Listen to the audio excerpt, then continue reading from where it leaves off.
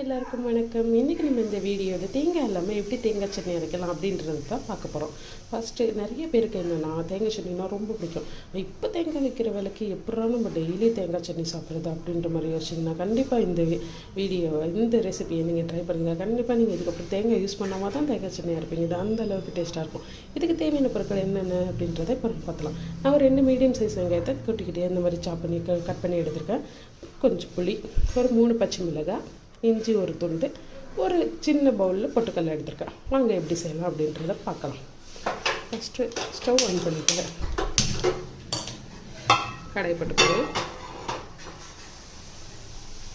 கொஞ்சமாக எண்ணெய் விட்டுக்கோங்க.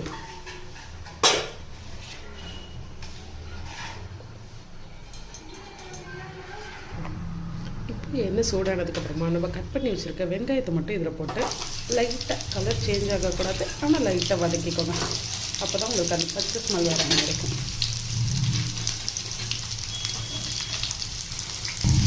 எப்பவுமே வெங்காயம் வதக்கிறப்ப கொஞ்சோண்டு உப்பு போட்டுக்கிட்டிங்கன்னா கொஞ்சம் சீக்கிரமாக வதங்கிடும்.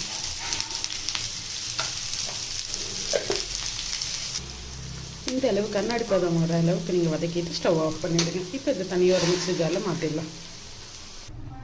இப்போ ஆனியனை மிக்ஸி ஜாருக்கு மாற்றிட்டேன். இதோட நம்ம பொட்டுக்கல்ல, ஒரு துண்டு இஞ்சி, பச்சை மிளகாய், நீங்கள் காரத்துக்கு ஏற்ற மாதிரி போட்டுக்கோங்க. நான் ஃபஸ்ட்டு ஒரு 2 பச்சை மிளகாய் போட்டு செக் பண்ணிக்கலாம். அப்புறம் புளி போட்டு நம்ம நைஸாக பல்ஸ் பண்ணி எடுத்துக்கலாம். நான் வதக்கிறப்போ கொஞ்சம் உப்பு போட்டேன், ஸோ இன்னும் கொஞ்சம் லைட்டாக உப்பு மட்டும் ஆட் பண்ணிக்கிறேன்.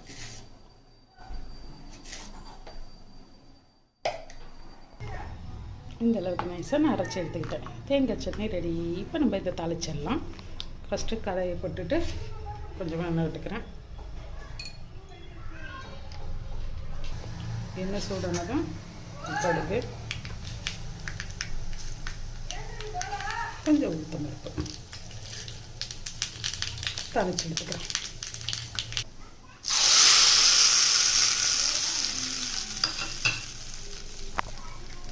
தேங்காய் எல்லாமே தேங்காய் சட்னி ரெடி. இந்த வீடியோவை ட்ரை பண்ணி பார்த்துட்டு எப்படி இருந்தது அப்படின்றத எனக்கு நீங்கள் கமெண்ட்டில் சொல்லுங்கள். தேங்க்யூ.